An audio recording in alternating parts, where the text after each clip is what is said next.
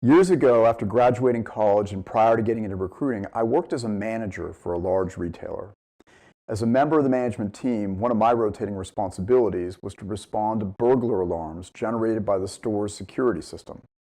Now, this particular security system was vintage 1970s, completely decrepit. The only reliable feature of this alarm system was its ability to predictably transmit false alarm calls at the most inconvenient times. For example, rain invariably triggered the system. If it snowed, you could pretty much bank on the alarm system going off. If it was windy, it was an absolute given that the alarm system would be dragging you out into miserable conditions. Seemingly on those days when I was especially tired and just dozing off, the security monitoring firm would cheerfully phone me to share that, remarkably, the alarm had been triggered. Once the alarm went off, the protocol was simple. Get up, get dressed, drive 8 miles to the store. Wait for local law enforcement to show up. Drive around the perimeter of the building and check all the entrances to make sure that everything was secure.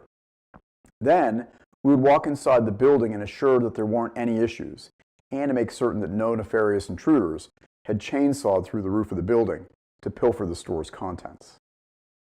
Why do I share this story? Well, one of the things that I learned from all those false alarm calls was this.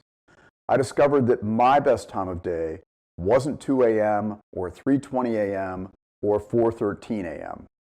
Getting up in the middle of the night was not my cup of tea, which is why I became a recruiter. Now, I'm just kidding around. As much as each of us has a time of day when we aren't especially effective, we also have a time of day, or even multiple times of day, when we're alert, attuned, effective, and highly functional professionals capable of getting lots of things done. The key, of course, is to take stock of yourself and figure out when you're at your best and when you're not. Are you an early morning person, or are you a please, for the love of God, don't talk to me until I've had at least 2 cups of coffee, mid-morning person? Or maybe you're a post-lunch performer. Food doesn't make you tired, it energizes you. Or perhaps you're the late afternoon night owl type who's just starting to hit your stride at about 4 p.m.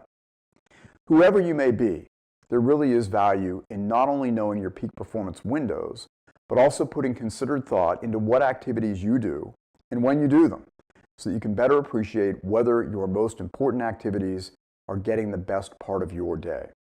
It's really useful to consider when you make calls, when you handle correspondence, when you perform database activities, when you conduct interviews. Take me, for example. I typically start my day between 7:30 and 8 a.m., but I've come to recognize that it's during this quiet time that my brain is much more oriented to thinking, planning, and performing other activities that require in-depth consideration and minimal distractions.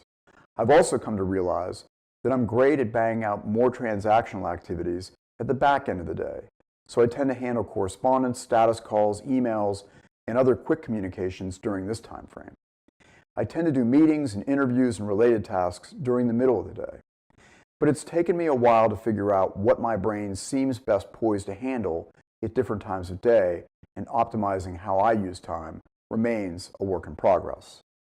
If you haven't given your best time of day any previous thought, or haven't considered this concept recently, it's an exercise well worth doing. I'm not going to guarantee that you'll experience any miraculous epiphanies or magically quadruple your overall productivity. I can promise, however, that you will be more attuned to how you work, what your workflows are, and whether there are potentially new efficiencies to be realized. Now, at the onset of this discussion, I referenced my experiences with an antiquated alarm system and how I gained a better sense for my least productive time of day. My hope is that maybe, just maybe, you'll experience a different type of alarm going off in your mind regarding how you utilize your best time of day, and will conceive ever better ways to leverage what every recruiter should regard to be his or her most precious resource: time. This is Paul Seiker wishing you ongoing recruiting success.